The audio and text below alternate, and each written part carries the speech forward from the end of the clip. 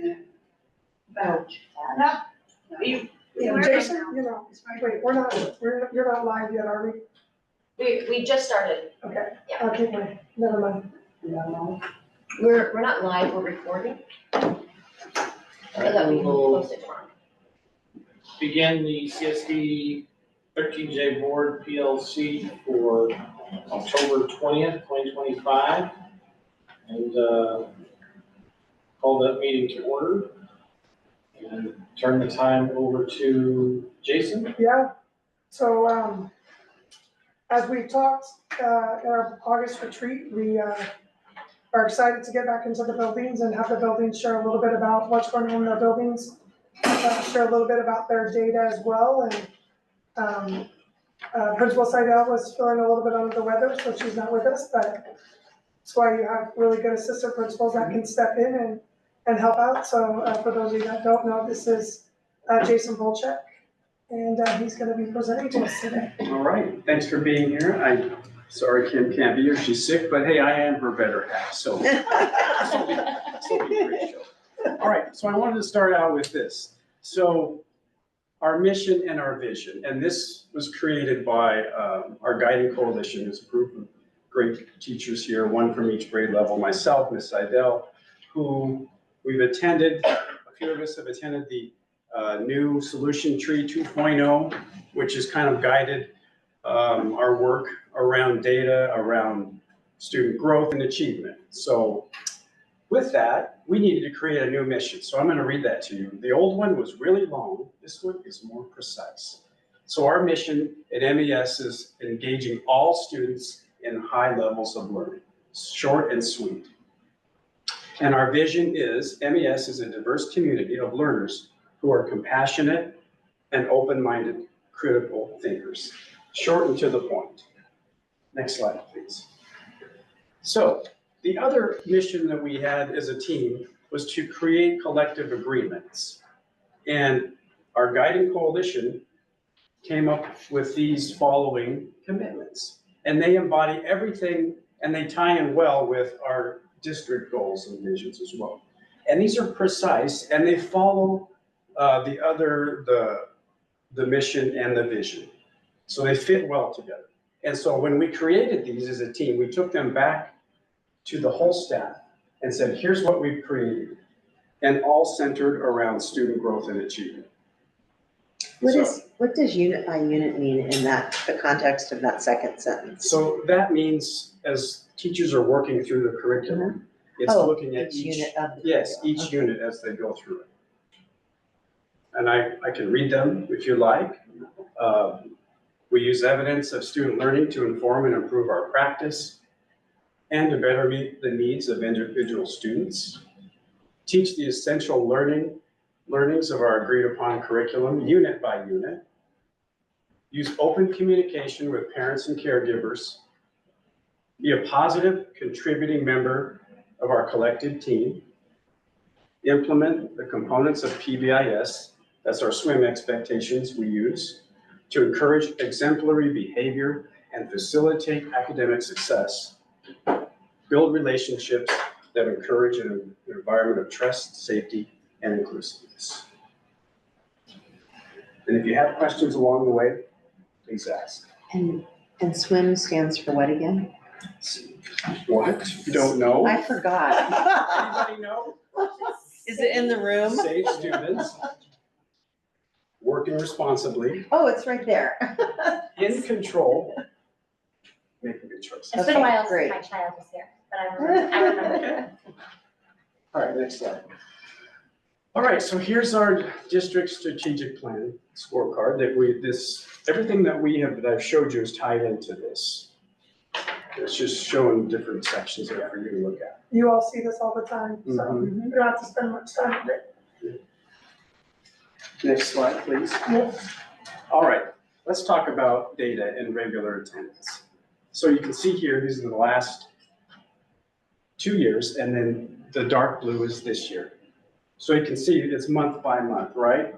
So it does show that we've gone down by 2%. So this is just by September. Jason, are you gonna talk a little bit about strategies on that maybe? Yeah, that's coming up. Okay. However, I'm not worried about that sliver. So here's an example. So as of 10/14, 73%, that's 343 kids had attended at school 90 to 100% of the time. So 17%, that's 80 kids, are between 80 and 89.9%. And 10%, which is 47 students, are below that 80% attendance. And 168 kids of all of our kids have not missed a single day of school. So that's something to celebrate. And I think that, as we talk about, especially that 85 to 90% that, are just short of the 90% regular attendance is, Yeah. I think we monitor that throughout the year. And one thing that we're going to do this Wednesday with the help of Ann Beerworth is we're getting teachers into EduClimber, learning more about it and how to look at their classroom by section. So like Jen just mentioned, there's that target area where we know we can move those kids. And the teachers are aware of it. We're looking at it every month, which, they're reaching out more with phone calls. And we're having a lot more activities here at MES to help with that. Can we go back? Sure. On that last slide, did we start doing something different? Like we were going down comparatively last year until March, when then all of a sudden every month is more than the year before. Like, I'm just curious, did we do anything different then? So last year, March is when we started the Friday attendance postcards that go home. Okay, So well then. again, we're doing that again this year. That started the third week of September. So we're gonna continue to track that. Plus, I know the schools, we've had as a leadership team collectively across the district, our focus these first 2 months has been on attendance. So, and Jason will talk a little bit more about that, but we do believe that transition to the every Friday, getting that postcard about how much your student went to school helped, especially at the end of the year. Well, it looks like it, for sure. Yeah. All right, next slide, please. Okay, so here's a graph that we created to show you. So the previous graph was cut off on September 30th. So this data goes up until the 14th of October. So it's showing you that the lighter blue color is this year. And you can see, these are the chronic absent kids. In every grade level, it's gone down, which is good. Yay. That's huge. Next slide, please. So what are we doing? What are we doing to try to support our work? So here are all of the things that we are implementing and just kind of bolstering what we might have done in the past, is spending more time. We have more announcements going on, assemblies, surprise activities. This Friday Kim and I have cake, like special cake. And we're inviting all those kids during their lunchtime in the gym on a fancy table to come have a slice of cake. And those are the kids 90% or above. So if you're interested in having a piece of cake with these kids, it's this Friday from 11:30 to 1 or something. We have student volunteer programs. Kids are out and about more at recess. Older kids are helping younger kids. They have volunteer badges. They're doing more activities around volunteering outside and in the classrooms. More phone calls, more communication between families with Parent Square. And clubs, we're trying to get clubs going more. We do have calligraphy club. We'll show you a picture of that in a minute. Any questions about any of this? What's BMR? That is the daily math review. So that, Byron, you were in Jessica Beasley's class today. She talked to you about that. Yeah, so after they go to their specials class, the music or PE, they come back and they do a section, the assignment in this particular class, the assignment, or the review was up on the board. And they come down, or come in and review things that they've gone over, so it's like a check-in. And her position was that it caught a lot of sort of this drift. It's covered a lot of things that the kids need to be reminded that they've covered before, as well as stuff that's on the state standardized test. So it's a way to incorporate some of that into the regular curriculum. Yeah. And all of those, I thought it was a brilliant tactic. yeah, so all the grades are starting to do this now. And what's interesting about it is all of these they're math problems, and there's only 6 of them on the screen, but they're all tied to a priority standard. So it's not just willy-nilly, but it's also bringing in some of the language from the state testing, so the kids are familiar with it when they get to that. And I think that's one of the things, like, our aha this year is just we'll continue to go through, especially hearing in all the buildings, like we don't, again, I want to be clear, we're not gonna teach to the test, like the standards or the priorities that the staff's working with and identifying. But we are starting to have this conversation about what are they asking us on the test? And are there areas that maybe we're not as strong in? For example, in language arts, like informational text. So kids do really well with fiction, but we struggle a little bit in informational text. So those conversations are starting to happen. Math is also doing that as well. So it's some good work happening by staff across the district. Next slide, please. All right, here's some kids in action. So this is what I was talking about with the volunteer program. We have these lanyards here. You've got kids out there doing crosswalk duty. These kids help me in the morning when kids are coming in, they're eating breakfast and helping keep everybody, Look how proud they look. they are, and, helping keep everybody safe, but they're handing out swim tickets, they're helping kids, remind them to be quiet, right? These sorts of things. And they're so excited and proud, and then kids are coming up and saying, how do I get to do that? So it's just getting more of them involved in the things that we're doing around the school. You do next slide.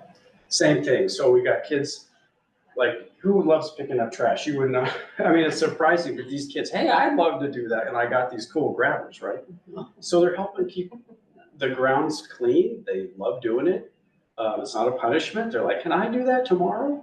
And then I also have older kids helping out younger kids with recess. It's problem solving, helping out with those small problems, It just seems to make our community better. Here. And here's a couple more examples. Look how excited they are. The lanyards are really great They too, like, love and that. Anything, like that, or the special yellow ugly vest. So, okay, here's an example of one of our clubs. That's a volunteer over there. He's a wonderful gentleman. His grandkids go here.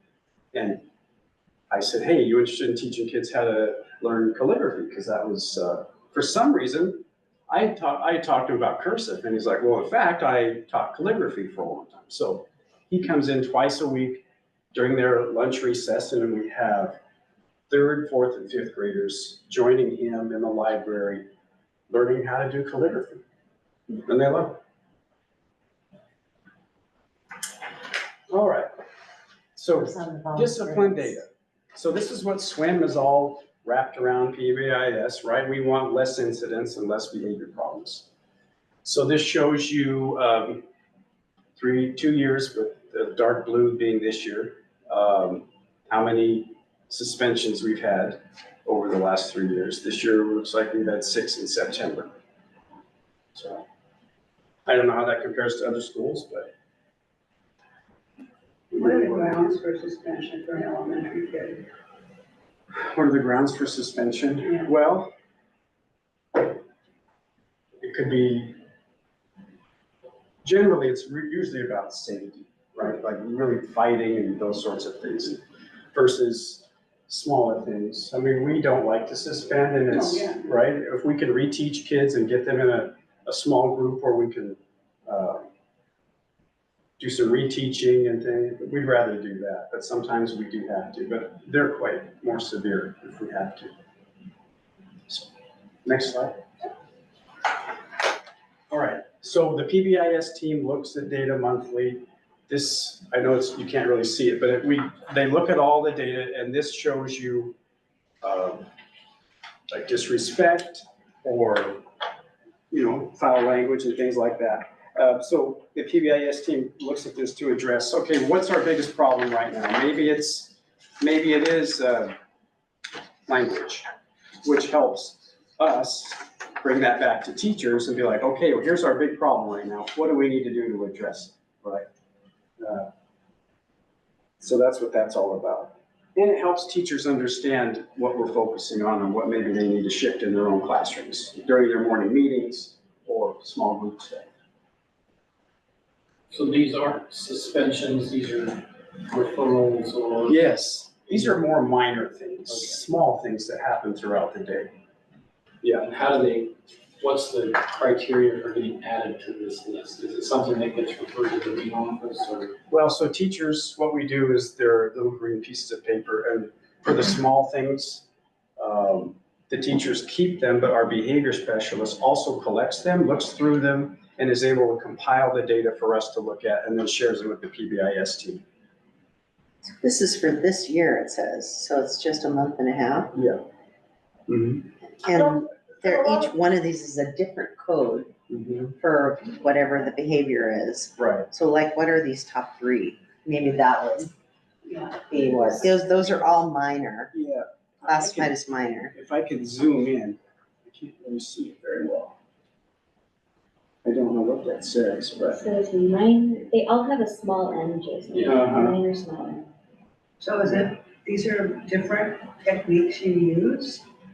Oh, Well, so it could be like, Their there's behaviors. a minor behavior for swearing, there's a, Yeah. But is this, size 2 font here, yeah, I know. Is that, are there specific behaviors listed in each of those? Yes. Yeah. Yeah, it looks correct. like all of these say Correct, yes. major, so Yeah. it's a different code, and all of those say I'd minor. like to get that from Kim as see if we Yeah. can break it down and have Yeah. it go the other And way. this is 25-26 on the bottom here, so Uh-huh. this would be going last year. Nope. No, it's just No, I think it's. That's this year, he said. Uh-huh. That's why I was surprised there, because that upper limp line is 50, over Yeah. 50 of whatever that one is Yeah, in 6 weeks. yeah. Well, and you have to remember, a lot of these are pretty small things, Yeah. right? There's nothing that, these sorts of things I'm not involved in. It's Okay. It's more keeping track of the little things where teachers can either collaborate together or go to the PBIS team to figure out, okay, what's happening right now? Maybe it's defiance. So that's what you were saying, they have like a little slip and they're just turning this stuff in and someone in the office is codifying. Correct. And then the PBIS Everything. team looks at Okay, the I data see. together to kind of figure out where the problem area is, what do we need to improve? Like behind you. Yeah, So let's say, all of a sudden, we're having lots of problems at dismissal with the Mhm. bus. So that right there is just the protocol. So it could be as simple as teachers are collaborating, we're gonna go back over our swim reminders Mhm. and just doing some reteaching right. to kids to help with that. Yeah, Right. now that I understand it, Yeah. I cannot even believe that this level of data, like, collection has happened in 6 weeks. Yeah. That's kind of impressive. Yeah, it is impressive. And it's also at the very beginning of school, so people Yeah. are coming back from summer, Yes. getting used to being back in school. Exactly. So- Exactly. So, I'm so not we, alarmed by the numbers, I'm just saying, wow, Sure. the teachers are doing an incredible job of reporting everything so we can understand what the situation is. That's kind of the way I'm thinking about it. right. And you're right. I mean, that's what we hope for, right? You're coming in from summer. Yeah, we're gonna see a spike right now. But if we continue to focus using data, what do we need to work on? That's hopefully gonna go. Yeah, that's great.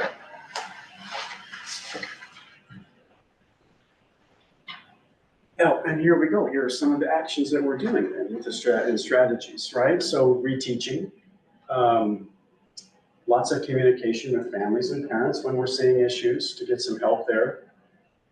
We do have SEL groups, our behavior TOSA and our Polk County mental health-based counselor. They work together to create these small groups.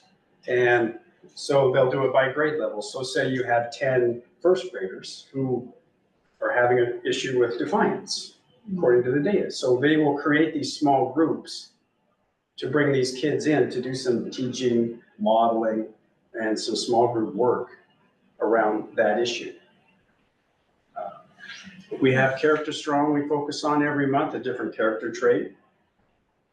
We have lots of student awards and recognition in the classroom, around the building, restorative practices, and we love our behavior TOSA. She's so important in helping keep everything running smoothly out there. And I watched her the other way. yeah, no, I was just gonna say, here's a picture here when we started the year with buses, right? Talking to the kids, what do we expect? Going over our expectations. And I had to do some reteaching with a group of kids for a few days, but it seemed to help because I haven't had any issues, so.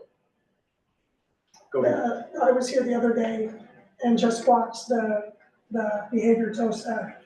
Kid was struggling and just having her come in and knew key things to say and was able to quickly, again, give space, but then be able to work through it with students. So it was good to watch that. All right, here's some state assessment data. You might have seen this already. Here's comparing 3 years. This was last spring's data, is the light blue. Third grade, language arts, and math. We made some good growth there. Significant growth, and we can keep doing it.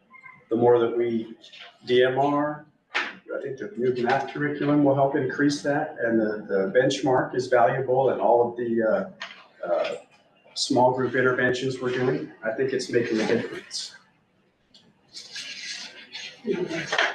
And again, this is not same kid, right? So third grade scores are different kids always, but this is a huge jump. Okay. And here you can see some new data here. So these kids, this is the same group of kids for 3 years, tracking their growth. So there's third grade, actually fourth, fifth, and sixth. Well, what I mean is third, fourth, and fifth going into Talmadge, right? So they've made some good growth there in language arts. Math a little bit lower there.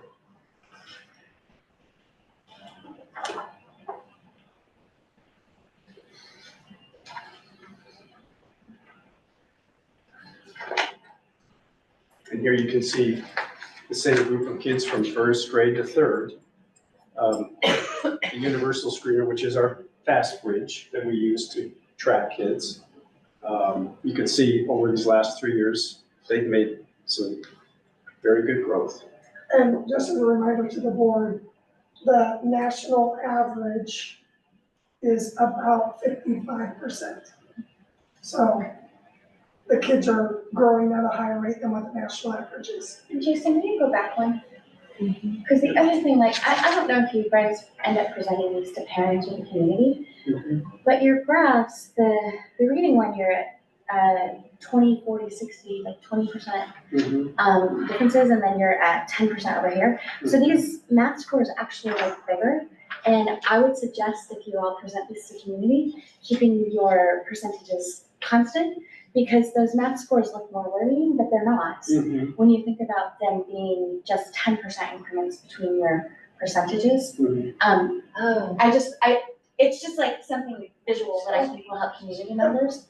Because it does look like your gap is bigger than it is for math, and I think you should just make your increments. We'll take care of that on our side. Okay. And we'll make sure that does. I just think for your community, it would make a lot more Will you sense. make a note of that for me and I'll follow up? Yeah.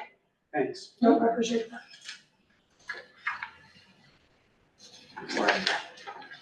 Okay, we looked at this one. All right, and here we have the same group of kids going into Talmadge. Reading and math benchmark scores. Made some good gains there as well.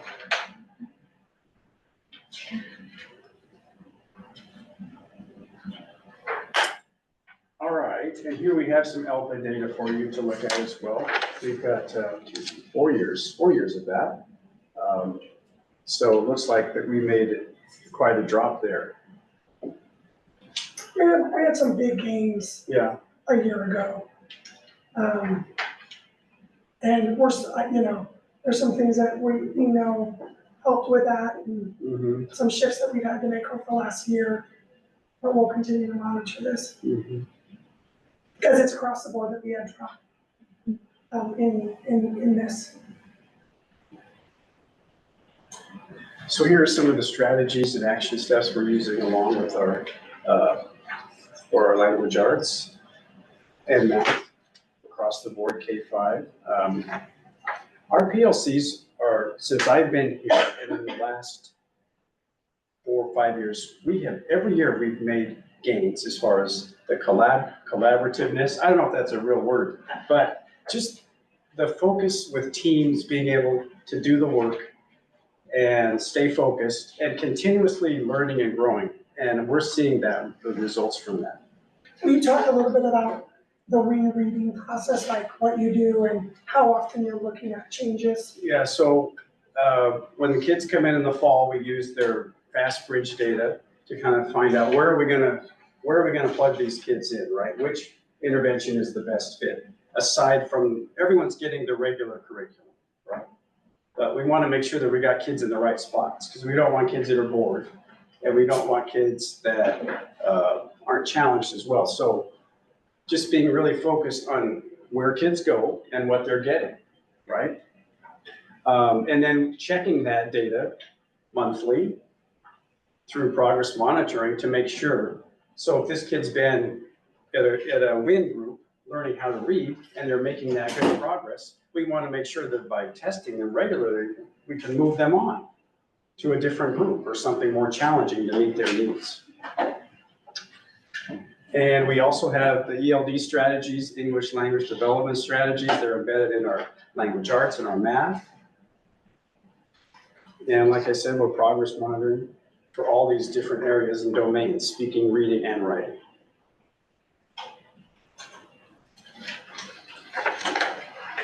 And here's a couple kids who are in their WIN group learning letter sounds and things, and they're earning stars there from their WIN teachers. So there's a lot of great things happening at our school. Can we make improvements? Of course, but we're heading in the right direction. Any questions that I can answer? I was just looking at the math data, and I remember talking about this last year, that you did a partial rollout of the new curriculum, and is that what the gains last year are related to, or? It could be. I mean, it could partially be. Also, the DMR we started Because I last year, didn't know if you did it at MES. but now it's full, it's building one, Yeah. right? Everyone's doing the new math curriculum, and Right. everyone's doing DMR. Where last year it was just 4th grade and 3rd grade. So yeah, it's very possible. I think the math gains are more tied to the reading right now. I think as we get into true implementation of the math curriculum, I think that's where we'll start to see some of those pieces happen. But I do think because of such gains that we've made, because a lot of, especially on the state assessment for math, right, it's paragraphs, especially 3rd grade, and, moving forward, our reading skills are how to improve greatly. That is going to help your math scores, I think, as we get the curriculum on. And we, really, this is our first year of implementation, K-12 of math. We've done bits and pieces of it, but this is the first year of really doing that. So I believe it's more towards the reading, why we're seeing those gains. Again, great work that's going on by teachers. I think a lot of that, they've implemented the DMR here, that's next DMR. That I think has been a good asset to the growth of kids. Yes. I have a question. I absolutely appreciate the focus you all have on attendance, and I love the strategies that you're seeing and all of the other things. My concern that I have in any conversation that we have in the district, not just MES, is a lot of times kids they're not responsible for their attendance. There's chronic illness or families have some issues. So what are the things you do for students that might be chronically absent or might be struggling with that, sort of help them feel like they're still part of the community? I know my husband always talks about those charts where everyone's car got to go to the end and they got to go to the ice cream party and he had to sit in the classroom.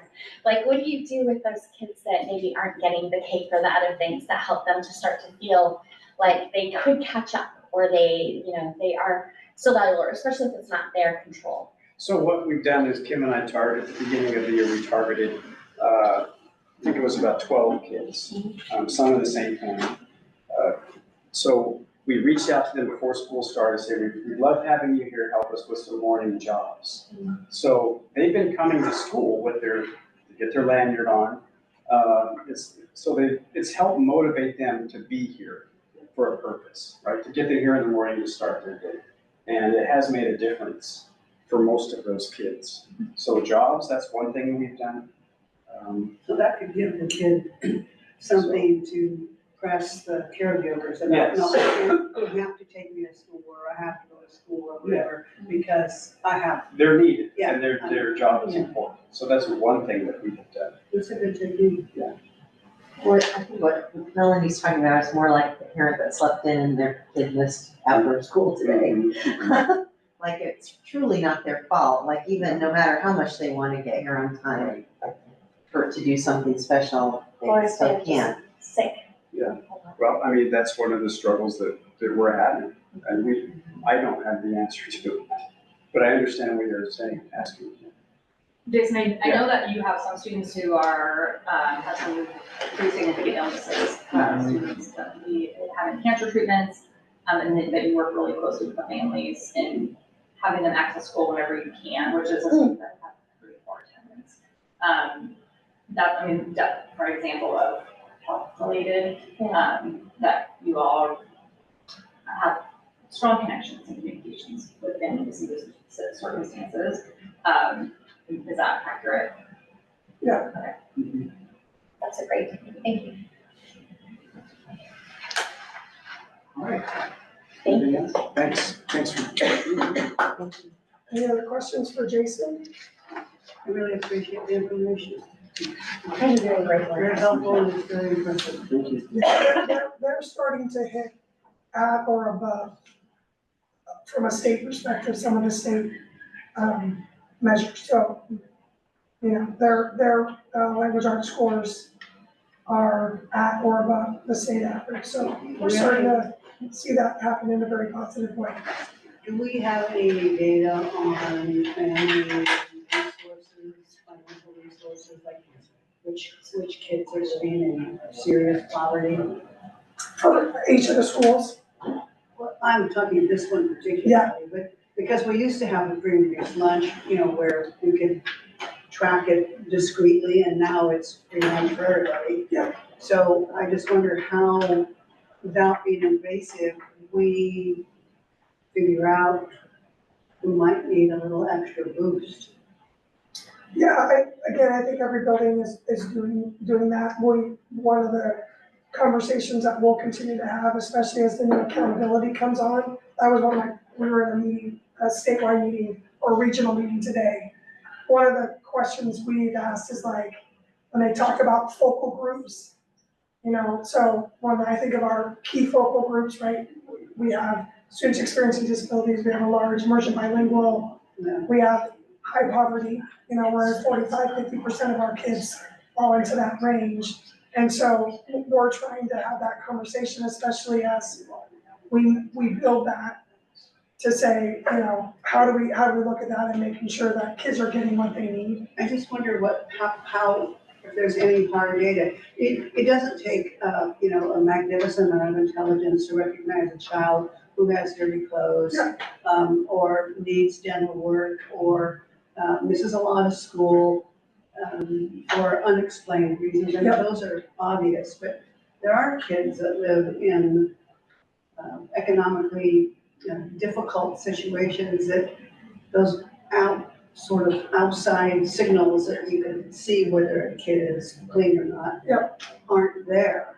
And this is really just more, well, it's curiosity based on what we know about students who live in poverty and how in the world we accurately identify them now.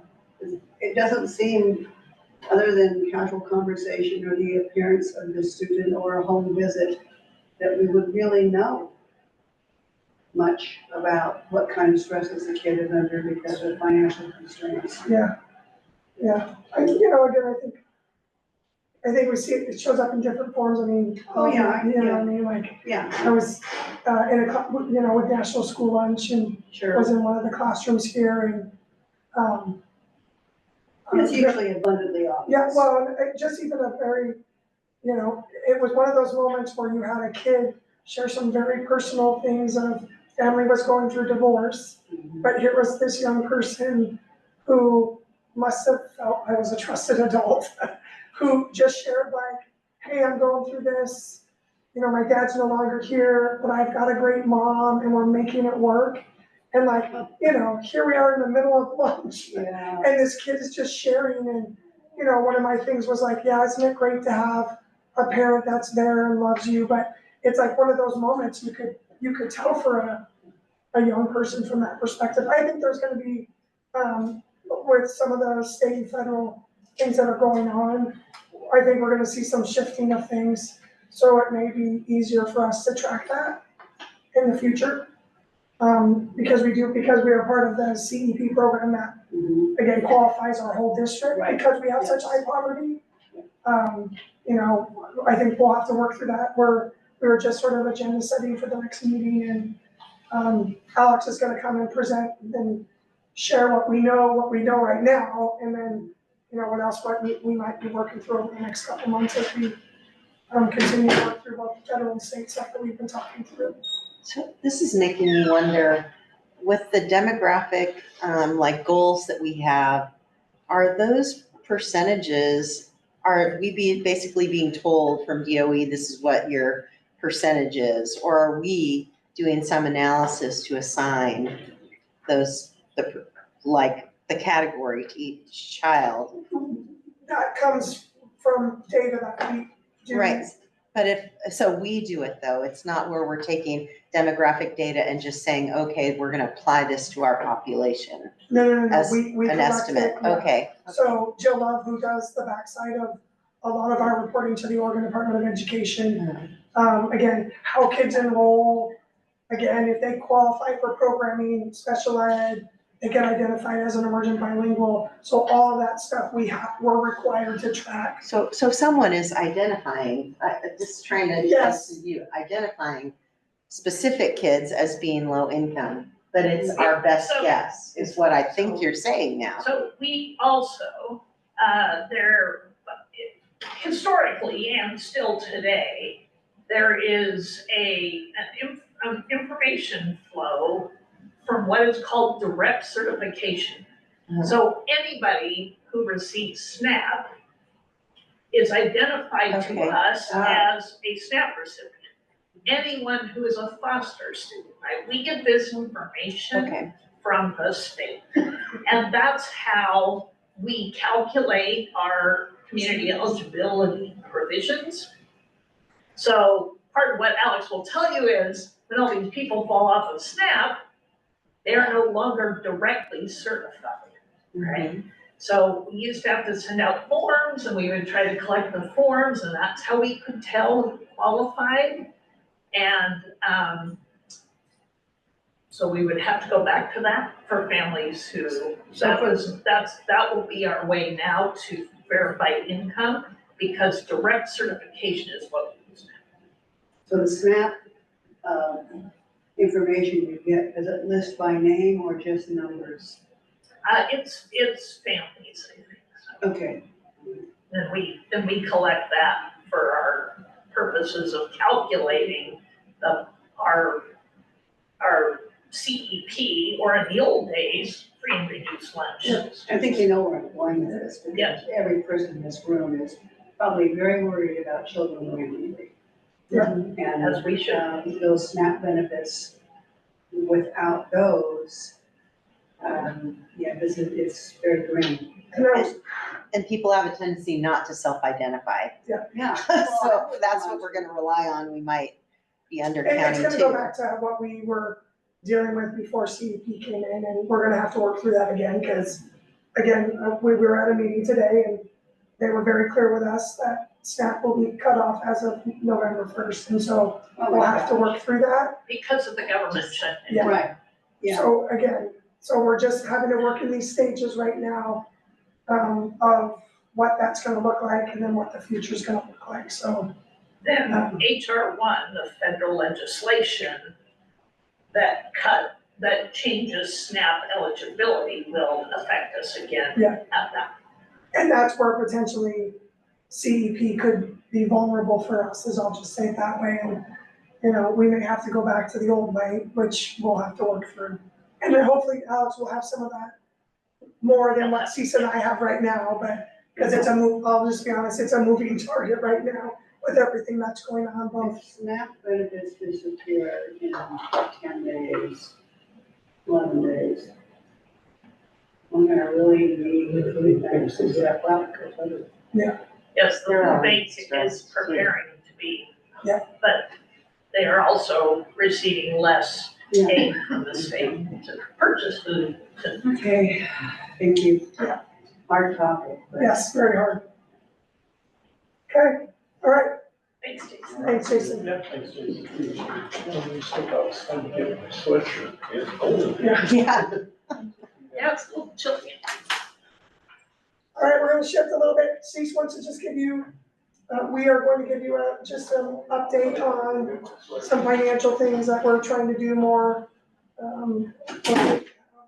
quarterly and as we start to prepare for budget. Yeah, Reach out over perfect.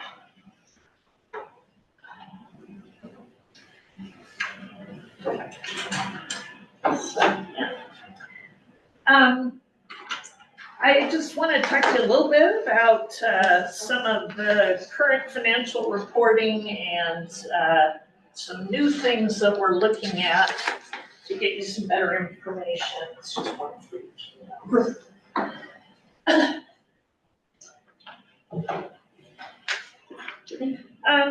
Just a quick reminder on what the board's responsibility is with regard to finances. So, you've all been through this, so, nothing new to you, but adopting the budget, right? Once the budget committee approves it, the board adopts it and sets appropriations, telling us basically how much of that budget we are allowed to spend. You delegate day-to-day oversight to the superintendent, and we expect you to, and I know you all do, monitor changes in general conditions, right? You don't have to be in the weeds, so we are, lucky you, because it's hard to sleep at night. Every day we hear something different, but generally, the expectation is you will be aware of potential changes in state funding, in federal funding, our cost pressures, our regulatory burdens. And I am so appreciative of Jen's Friday report to you because she really does cover that stuff. And I know you all are collectively engaged in other ways, but that's big for your, in your position to be aware of those things. Hopefully, we've done a good job of helping you understand the assumptions that went into making our budget. And you know where the risk is, right? We all know. We budget based on enrollment.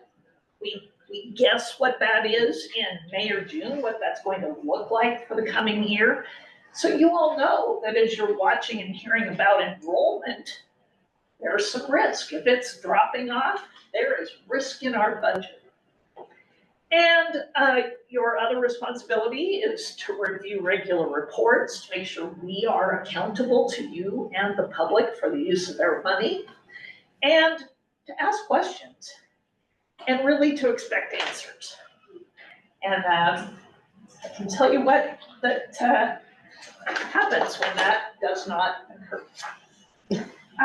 So documents for that, again, this was our adopted budget, so you all got to be a part of that. I don't know that you all ever get to see the final budget document. This is what the document actually looks like once we go through that whole process with the budget committee.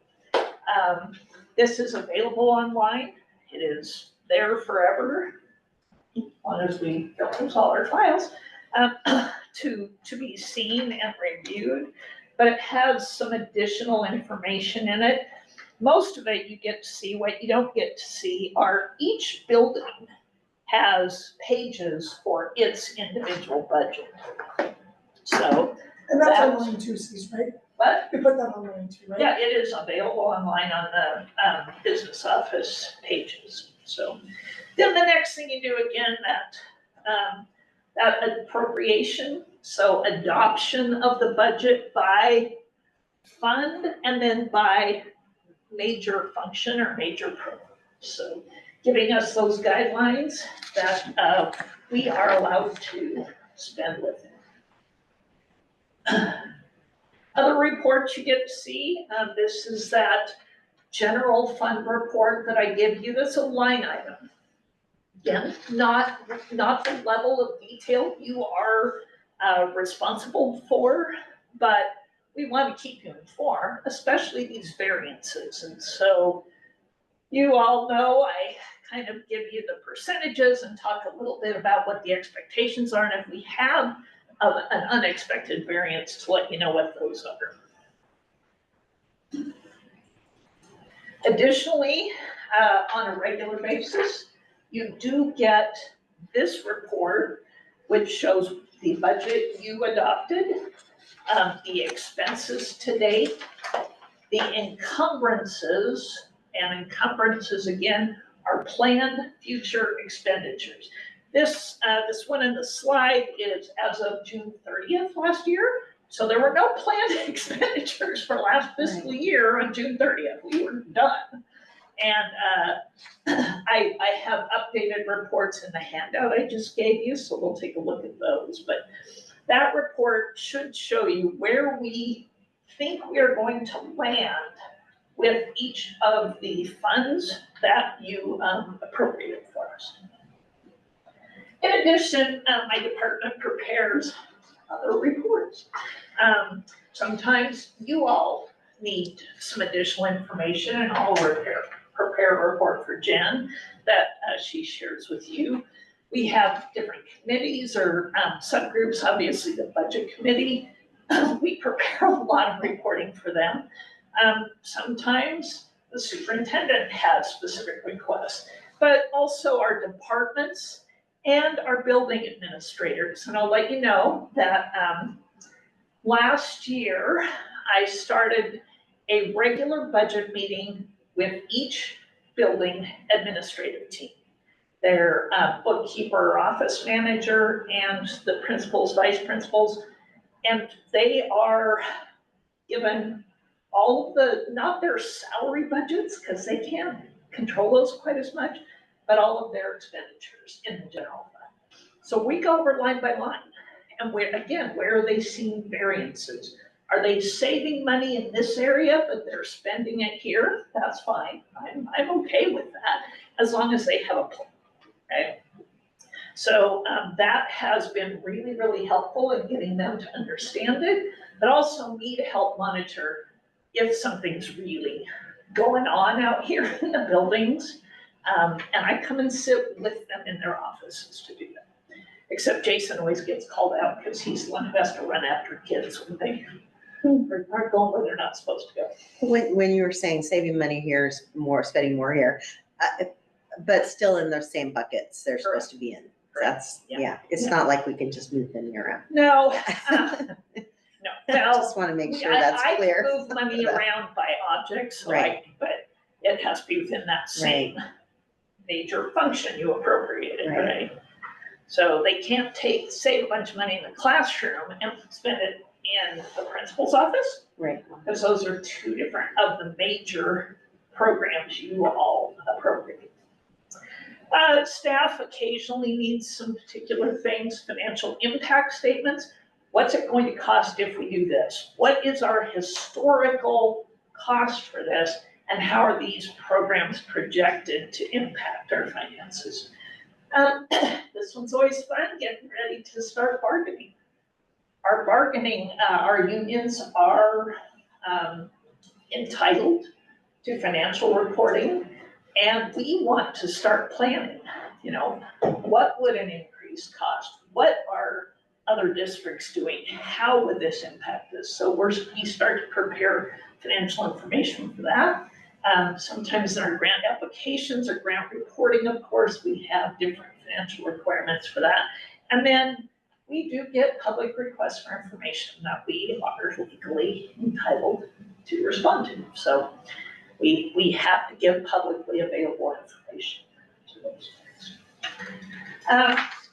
So there's one more big report y'all get that should tell you a little bit about how our finances are, and that's our annual audit.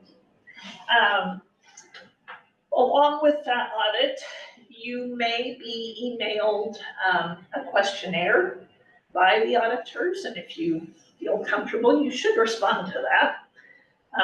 I might be the only city councilor, now with Byron's off city council, who actually responds to the city's auditors about,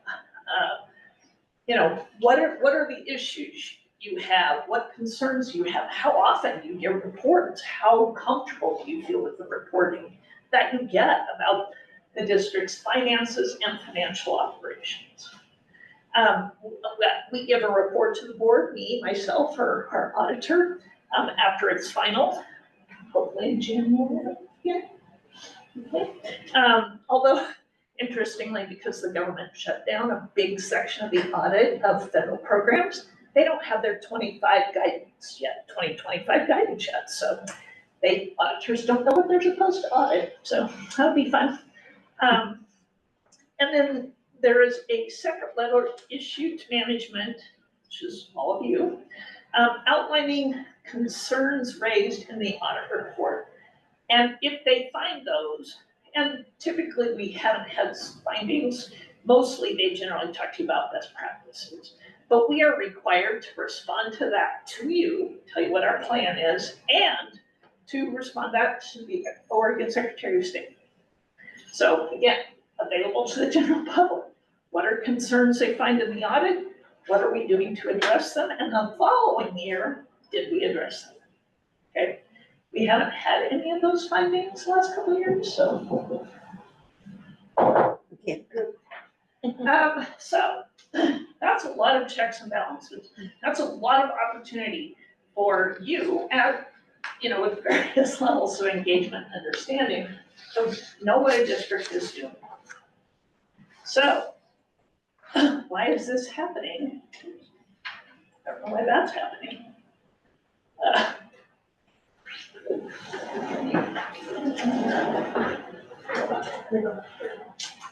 There we go. So how does this happen? These are headlines of the last year and a half. School Not of district, us, not of us. not ours. School district running out of money. District faces a deficit for current year and shortfall for next year. Existential moment for Oregon school districts. These are our colleagues. These are people around the state who, despite all of this attention to finances, found themselves in these positions. And you've heard the stories. Some of them are pretty damn dire, right?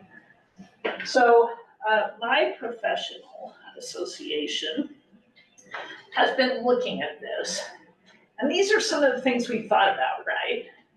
Is this just a perfect storm of funding and costs and we're all, this is kind of inevitable?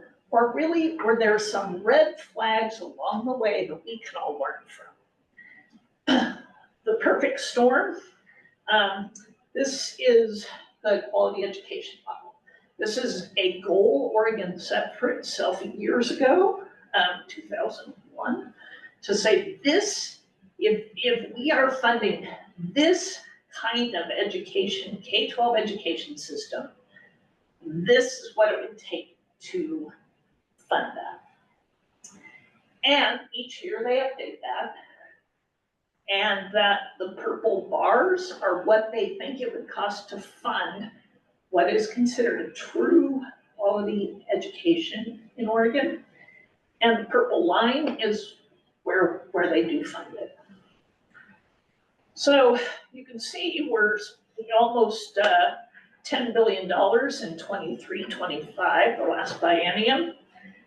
Starting out at under 5, should be doing a hell of a lot better. We all know we're not.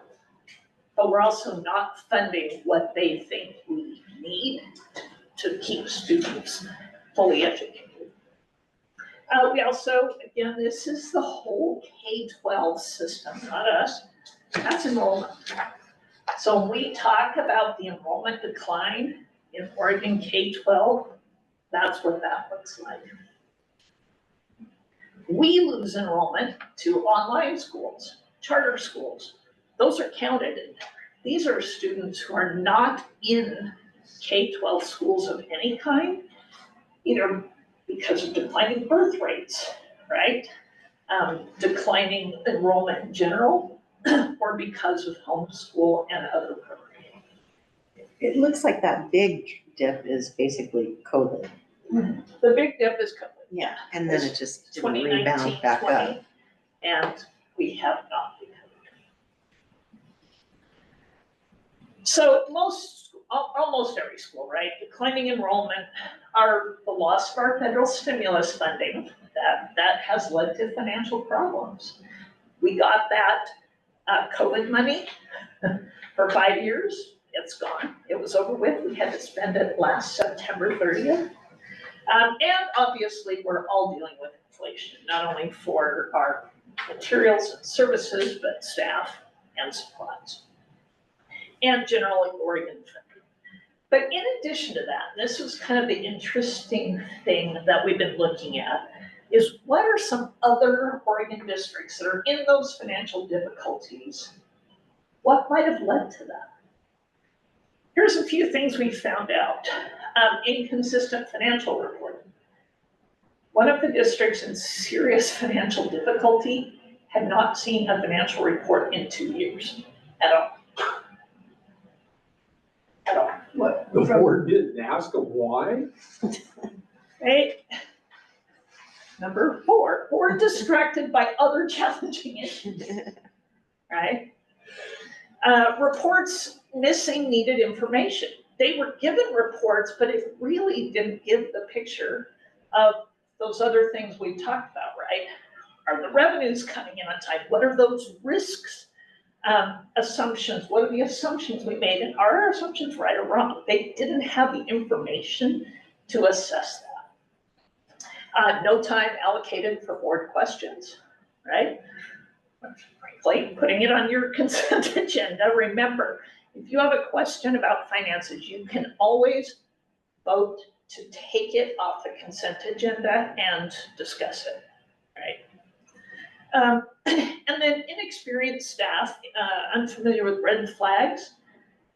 Unfortunately, we've had districts where the communication between the superintendent and the financial person were not super great. And the financial person kept trying to say, I've got some red flags here. I have concerns here. We've got a problem here. And the district leadership said, nope, we're fine. You don't have that problem here. We're very close. We're very close on this stuff. And both probably very conservative with enrollment, and as we look at things to where we're gonna be at a place where, again, our enrollment's here, we see historically where we are, we shift where we need to. So we're putting ourselves in the best position. I think that sometimes frustrates other leaders, but we're trying to balance everything financially as we talk of different things that are coming at us. And I would say we have a very similar risk profile. Yes. We're gonna take a chance, but we are not gonna take a big risk. No. Okay? We're not being way too conservative, but we're not so crazy. Yeah. And then another one really that has kind of reared its head is people just kind of business as usual. We know we have to budget some cuts, but not taking steps. So these became some of the sort of factors that my association, the Oregon Association of School Business Officials, you all have OSBA, I have OASBA, Jen has COSA. We all have our professional association. So OASBO really took this on and started looking at what can we do to better shore up boards' abilities to understand these positions and head off these concerns. So for our conferences, we have been sharing best practices to ensure that board members feel more comfortable with their role, because it is critical in understanding and exercising financial oversight. I presented some of my stuff at a conference in January, I think. But at each meeting, we are spending more and more time on this. How do we best communicate where we are so everybody really understands it? So these are some tips that my association has come up with. And that's, for example, scheduling a review of financial reports for public agendas. And Emily and I had that. Okay, this report, you said this one's the one we're gonna give, and so we try to get those on a regular schedule. Some of that actually happens during the budget process. You get a lot more of that information during the budget process, but it's still a public meeting. Right? You don't get as much in July and August, because nobody's around spending money in July and August. They love that. Actual expenditures compared to the adopted appropriation level and encumbrances known and shown through June 30th. So again, that was the report that I showed you that you get to see that shows what is the adopted budget, what are the known expenditures, and what are the encumbrances. Where are we and where do we think we're gonna end up? You get that. Revenue projection changes are discussed. Yeah. Jen's doing that, I'm doing that, you're getting that information. What do we know about revenue? Property taxes. Just today, as you all get your property tax statements, I get a statement from the county assessors telling me what the property taxes are they are going to assess. And then I have to calculate of that, what percentage are we going to get? But the budget that I presented to you and that you adopted in June is me guessing what these numbers are for October. So today I'm busy saying, well, how close was that, right? I'm guessing at the change in assessed value. I'm guessing at collection rates. I'm guessing at that for the general fund. So I think we have history, right? So her guessing is. They're we're educated going. guesses. Yes, I want to be clear about that I because, was able to spend a whole bunch of time this summer recreating yes. my spreadsheet that had 15 years of history. So it's a historical review of which we feel confident in, but it's still, because there is not something specific from the state. It is a historical piece that we have to really lean in on and work through. Yeah. So so those were those four. We've been pretty good at that. You've all gotten regular information. We have good discussions about it. There were two more that we haven't really done. One of those, getting the end fund balance target, because you all know, right, our end fund balance is what we get to carry over to the next year to start with. And although I give you sort of regular reports, I've never really said, and here's where I think I'm gonna end up, and here's where we're ending up, right? Although I really, unless there are big changes in revenue or expenditures, I don't really start tracking that much until March. Because at March, I can say to everybody, stop spending if we're close, right? But as we get changes in revenue, if we have big changes in expenditures, then I am monitoring that more earlier in the year. And the other thing, never showed you, is cash. Where are we with our cash? Because we literally had a district that was not remitting its payroll taxes because they didn't have the cash. They had money on the books, but they didn't have the cash. So I have a new report for you that will show you on a regular basis where we are with cash. And I monthly have to review that. So part of our checks and balances is I am required as a superintendent within our processes to review our cash flow. So I get lots of statements from CECE. So I know, She literally looks at the bank statement. I do. Yeah, because that's just part of the checks and balances. So, I have these two little things, stars we do, and things we do. So, I have a new report for you that will show you our total cash balance for each month. Probably won't give it to you every month, maybe quarterly I'll trot this out, or I can just put it together every month and you can have it.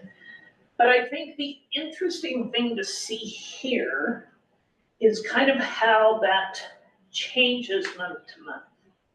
And this is all funds, right? So this is not just the general fund, this is all of our funds. And, oh, no? No. So as you can see, we were pretty flush with cash when we were getting that extra federal money. And that's gone away. So our balances are a little lower. You will see that, generally speaking, October's a little light. That's a little low because we get the big infusion of property taxes.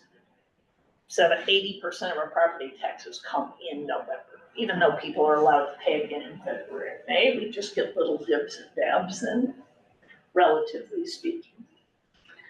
So we draw down a little bit in October, but boy, we get that November infusion of property taxes, and that carries us down through May. And then in June, we do not get a state school fund payment. I kind of explained that before. That's when they do all the rebalancing of prior years. So we don't get a state school fund payment in June, but we get a double state school fund payment in July. So that's how we kind of bump back up. But if you're not aware of that, you're not paying attention to that, and you plan a lot of spending in June, you could really have problems with your end fund balance because you're not going to end up with that cash that you won't get because you're on a cash basis until July. And we start having a lot of conversations even with buildings as we get to April, like, hey, we're getting close, we got a month, because we go in the middle of June. So we're having those honest conversations. We're also very clear with them, do not spend money that is not for this year, right? Because you have seen school districts also get in trouble where they're spending money because we have extra in June, where no, if it's for next year, then we're moving it and starting that conversation in July. We do a lot of things in curriculum, right? We'll prep, we'll get all our accounts, we'll get everything ready. But a lot of times we won't hit that send button until July 1 because now we're in the new fiscal year. So again, those are a lot of strategies you have to pay attention to because of that end of the year when you do not get as much cash flow from the state. So again, this report, what you should see here is sort of that funding cycle where we should have the building up cash and where we know it's going to drop. And if it's different than that, we better be telling you why. We better have a really damn good reason why it's a different pattern, right? And if these numbers were to keep going down like this, you know, that's a problem, right? That's our June final. We've got to be super careful about that. So then another new report I'm gonna share with you, on a regular basis, is to show you of that balance. So at the, last,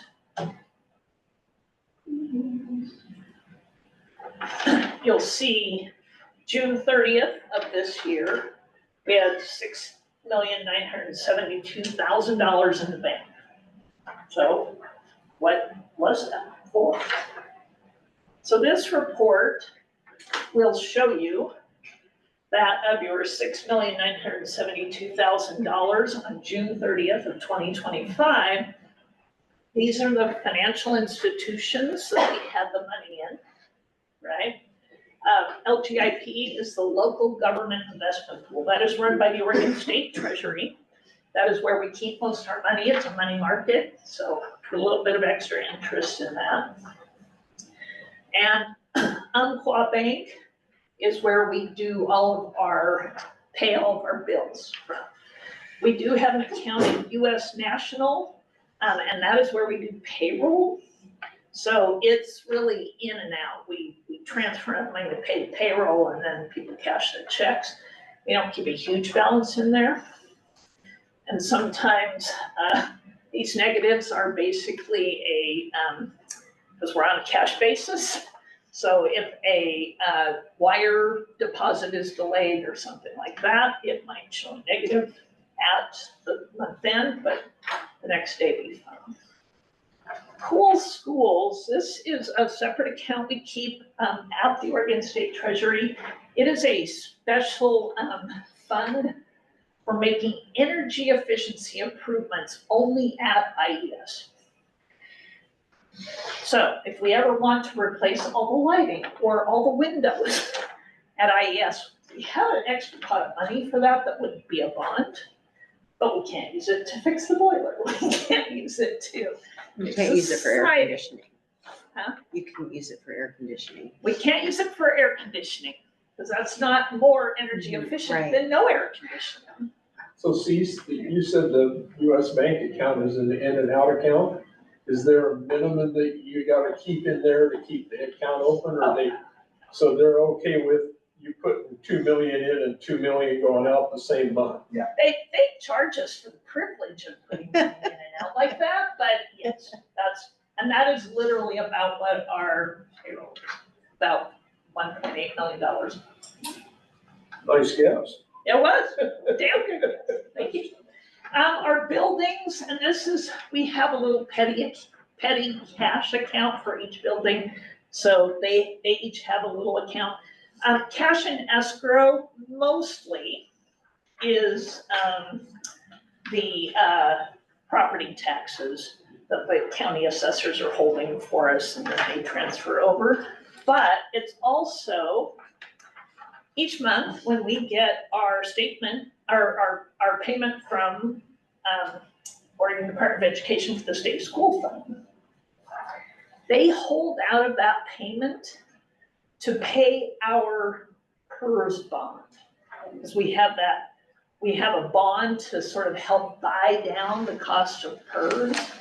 And the ODE actually withholds money each month to make that bond payment.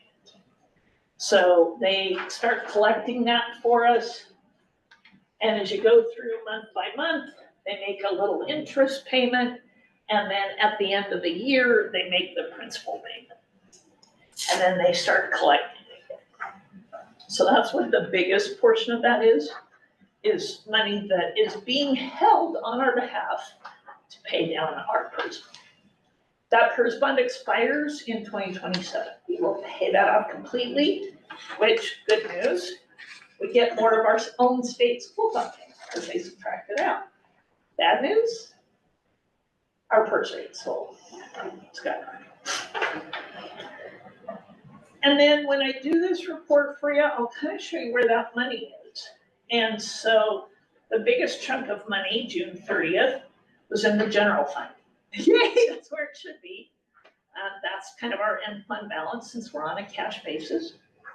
Although this year we had a couple of little, because of some way we had to change our grant funding, we actually had a payroll liability, so we actually, cash looked a little lower, but we didn't pay those paychecks out until July and August. And I think that's just something as we, with the grants as an example, like, and again, as we continue through this financial conversation, both federal and state, like, it was just one of those, they made a rule that said, hey, when these grants end biennium, we used to be able to just carry over and have some spending. They're very clear, like, here's your cutoff date. We have no flexibility anymore.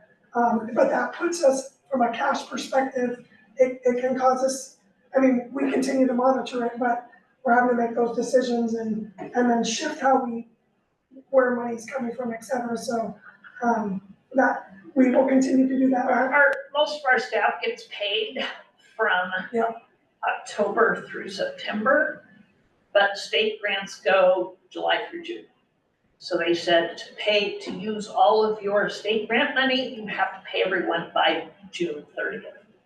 Instead of, we used to be able to carry over until September, so we could just pay their summer salaries on last year's grant. Now we have to pay their summer salaries on this year's. So we had a big one-time adjustment. It's really presentational. It's presentation. But both of these But we're reports on a are, cash basis, Yeah. so it shows up in Yeah. cash. but both of these new reports are cash reports, so. Yeah. I mean, it's good to know that we don't have any weird fluctuations in cash, but that understanding the funds, how they're performing Right. budget to actual is still, I think, is more important for us. Yeah. Yeah, And- this is true. And that new rule they're talking about, the changeover we're kind of The discussing coding, briefly yes, the before. codes. Now I'm even more worried about that, actually, because it's gonna be virtually impossible for us to see where we have a problem. Historically, that's where, yes. Right, because fluctuations are one of the ways we do that. So when we put together bottom line numbers on reports, though, you might still be able to see it. We should be able to explain the variances, Okay. yes. Yes. Right. That's a really And good question. then, so for example, this, I you'll had a headache. see our food service account at 32,000. Well, if you look at their end fund balance, it's a lot more than that. But both food service and all of our other grants, which is negative 300,000, is because all of those are on a reimbursement basis. We pay the bills, we pay the payrolls, we make our claim to get reimbursed by the state, and it takes a few days. So we get that cash in the new month. But if this just kind of keeps growing, that would mean we're not claiming our grants correctly, or we're not identifying our grants correctly. So this will help us track, is this normal? Mhm. Because this is normal. Yeah. Right? The schools and our debt service and capital projects fund, which is your capital excise tax stuff. So we'll be tracking, is this normal? How does this look throughout the month? Again, big bump in November because we get, and on this one, we get both the property tax for the general fund and that property tax collection to pay our debt service from our general obligation. And again, we pay down a little bit of it and we pay another big principal payment. So this is just gonna make sure that these cash numbers are, again, Jim's looking at bank statements, but is that a good number or a bad number? Who knows? This will help us remember, are we within sort of a typical range or do we have a problem? And I've been doing this long enough that I know that, like, this is almost by heart for me now that I've been here 9 years in Oregon, of just looking what the cash flow is, and again, it's gonna be low during the summer because we don't get much. It's gonna, once we hit November, it's quite high, and then we start to work our way We down. just have to live off of that. And, you know, at times I come to see, hey, what's this? This looks different than what's been in the past. Again, we have a good open relationship with that. Could be grant stuff, could be different things that we're having to deal with. That does happen every once in a while. And again, so, I have a group of people that we work for that understand this, that budget monitoring is change monitoring. Budget is not set in stone, budget is about change. So all the different things, the adopted budget, that was developed, you all were there, the budget committee, yourselves, us, our best collective thinking, based on preliminary projections, that may change or may not. We guessed enrollment, we guessed what everybody in the state's enrollment is, because that affects how much of the pie we get. I guessed what the property taxes were going to be. And guess with history, right? Guess with history, we have I historical. project, I calculate, I don't guess, I project and calculate. The state school fund goes through 3 official adjustments after you adopt the budget. This year, it's going through 5. They are adjusting on a more regular basis. Didn't we hear one school district opened a charter school, which rebalances the whole pie, only they forgot to put that into the projections. So, we all got rebalanced for the October payment, which was unexpected. And the difference to us is $30,000. The plan has to shift. Sometimes it has to shift quickly, and we'll find out more about that this year. And the reminder, again, what we saw some of our colleagues fall prey to, there was a position budgeted, so they went ahead and hired, and the revenue was coming in differently. They weren't able to fund that position, but they weren't really aware of it. So watching that and then reminding ourselves, about the legal expenditures, which you all get tired of my budget adjustments, but I'm just trying to keep us legal. So that's it, right? Plan, reality. So on the last page of your handout, and it's also in the slides, but on the last page of the handout is actually a list of questions that my organization has developed that we need to be asking ourselves regularly. Some of this is kind of in the weeds for board members, but not really. There are valid reasons to ask these questions, right? Have the cash investment and credit card accounts been balanced, reconciled, reviewed? Who's doing that on a monthly basis? And is it getting done? So if we went 3 or 4 months without reconciling the bank statement, we'd have a big problem, right? And I like that, that's cute, by the business manager, well, in my account. Does the adopted budget, are we tracking our expenditures and our encumbrances? How about those payroll reports and payroll liabilities? Are we paying those like we're supposed to? That's important for y'all to know. Federal and state reimbursements, because again, we're always behind on those. If we got too far behind, we would have a cash flow problem.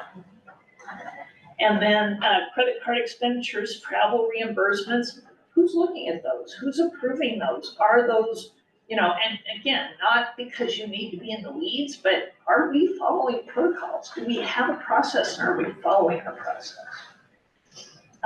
Any changes to our accounting system or accounting policies? Internal controls means who does the job and who checks to make sure the job got done, right? Those are the systems and processes we have to make sure that it's not just one set of eyes on almost everything we do. All of these things, we have written processes that address these We do. things. Yes. Right. We There's have probably either, some districts that don't. They're just like, oh, you do it this way. Yeah. right? Some of them are your board policies, Uh-huh. but others are what we call process walkthroughs, which we give to the auditors. They go, who approves time cards? And we give them our process so that they should be able to go to someone in the district and go, how do you approve your time cards? Who looks at your time card? What do you do with an invoice when it comes in? And it should follow our process. And the process should show more than one set of eyes on things. Is the business office adequately staffed to allow those different sets of eyes? We need a little help. We have help from Jen. Jason Clark actually is a set of eyes on something. That just make sure, and our HR folks, payroll folks, we cross each other and help each other out with. And then new pronouncements, financial changes that require additional staff time. Luckily for us, most of that is for districts that are not on catch basins. And then financial statements, are they accurate? Are they complete, right? Do you trust that what we're telling you was actually correct? And then are there other financial matters that you should be aware of? You know, cases of fraud or misconduct, that's the main thing that the auditors are gonna ask you about if you've heard of any of those cases. And have you been asked by the superintendent to do anything that makes you feel uncomfortable or to present any information you feel is inaccurate? That's a question for me, right? Because that is how a different district got into a lot of trouble. Business manager said, hey, we need to do this, and the superintendent said, no, we're not gonna do that.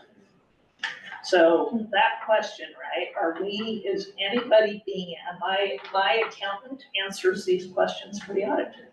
That's what I was just gonna say. This strikes me as the list of questions you answer when This you're is a doing an list of audit. questions for you. But so the point that I guess we're making with this is that we shouldn't just be asking those questions once a year when we do the audit. We need to be asking them more regularly. You should, you can, and you better get answers, right? If you feel like you need to understand this stuff, we better be able to answer and respond. So this was just some of the things that we had discussed in the state in really to respond to these really unfortunate circumstances that some districts have found themselves. We're freaking worried about money, absolutely. I am extraordinarily concerned about what's ahead for us, but I am not concerned that it's gonna be a surprise. I am not concerned that we will not be able to react to it. We will be able to react to it because we have a good handle on our numbers. I'm worried about districts that don't. They don't know what a 1% cut might mean. If there was a 1% cut in the state school fund, they may not know what it means and they may not know what to do about it. And that's not us. And like I shared with you all, again, we can budget year round. I mean, it's a constant for us, especially the last handful of years, especially as we got a little bit of influx with enrollment, those types of things. But as I've shared with you in some of the final reports, we're doing the first glean, as I've shared with what's going on at the state level and, you know, the things that could impact not only the federal shutdown, but when we do get back open and the you know, laws that come into play with that. We're starting some activities as an executive leadership team to start. We will then take that to principals. We started that conversation already with principals. It's a standing agenda item with our unions. We'll continue to have that. I have union meetings tomorrow and next week again. And we're sharing some of the things that are being shared with us that are gonna happen from now through November before we go into the short session, specifically on the financial horizon that we see. Again, it's been public knowledge. The fiscal office, like I say, the cease of the state, they're asking every department, hey, give us cuts between 1% and 5%. And you're gonna end up presenting those over middle of November as we go into the short session. So I think we're gonna do some of those similar activities ourselves, be able to say to principals, hey, here's what we're thinking about. Here's some thoughts that we have. Now you're taking it, you're having conversations in your buildings to say, how would we do that? because that's just gonna be some exercise and planning that we're gonna need to do. Again, hopefully it's more for next year, but I'm also, we're gonna be prepared if there's anything that we have to deal with this year, and we'll be very transparent with you all as we continue through that process. So, as I said, we're planning, we're not panicked yet, but we're planning to be prepared. As Jason Clark always says to us when we talk about safety and security, right, we're gonna plan and prevent what we can and then. Prevent what we can, plan for what we can. Thank you, Steve, for a very informative presentation. Thank you very much. Thank you for all of your attention to this stuff, because we're very fortunate. All right, last thing. Okay, business items, policy JFCEB. So, we have done a lot of work on this. What I would say is we are at a good point. Met with students, have made changes. Have also met with the superintendent policy committee, who also had a ton of changes with this. We are ready for you all, based off the information and the requirement that we have to have this in play by October 30th. Again, have been working with OSBA to confirm that these changes are acceptable, because obviously they lead that, and then obviously are part of the insurance process through PACE, and we're just double checking all of this. So we just are looking for approval to adopt policy JFCEB. If you need the motion, let me know, but if you wanna make it up yourself, please be aware that we are deleting the old JFCEB tonight as well. Yeah, so we'll need a motion to delete the old, then we'll need a motion to adopt the new. And it's on the agenda on the back page. Yeah, and then we gave you for information this time, and then we will put it up publicly. Our first draft of the actual exemptions that will be allowed or that we will work through. Again, this is not a full list, but it is a starting point, and we'll continue to work through that all the way up to January. But we want to be able to at least give you a first look of what we're looking at from the exemptions and in some of the areas that, again, as a reminder, if it's in an IEP or potentially it's in a 504, and a good example of a 504 is anybody that potentially is a diabetic. What do diabetics use to track their blood sugar? Usually their phone. So if those things are in place, that will be what exceptions are allowed in the policy. There are other avenues where we still may need some exceptions. But that's just for information.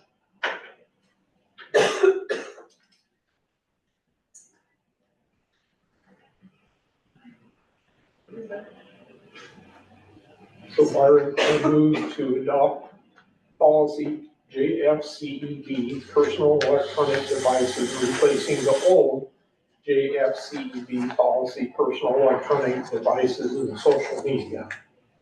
Moved by Steve, Second. second by Melanie. Any discussion, any questions you have? We've sufficiently beaten this dead horse. All those in favor of adopting this, raise your hand. It is unanimous, 4-0.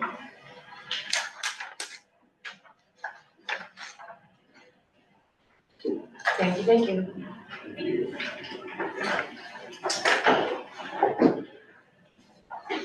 Unless there are other discussion points or any objections, we will adjourn the meeting. Thanks, Steve. Thank you. Thank you. So, really good.